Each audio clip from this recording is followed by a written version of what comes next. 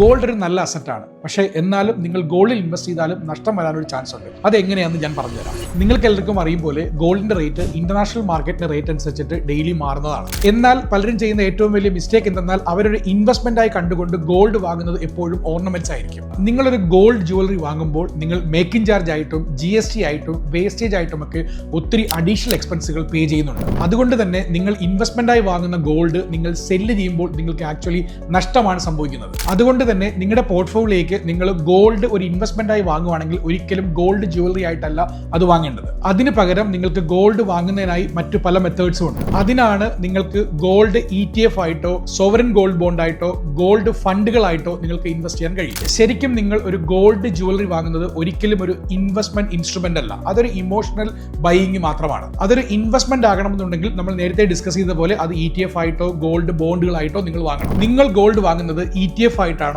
അതോ physical gold ആയിട്ടാണോ വാങ്ങുന്നത്? ഞാൻ ഈ പറഞ്ഞ പോലെ നിങ്ങൾ എത്ര പേര് ശരിയായിട്ട് ഗോൾഡിൽ ഇൻവെസ്റ്റ് ചെയ്യുന്നുണ്ട് എന്നുള്ളത് കമന്റിൽ അറിയിക്കും.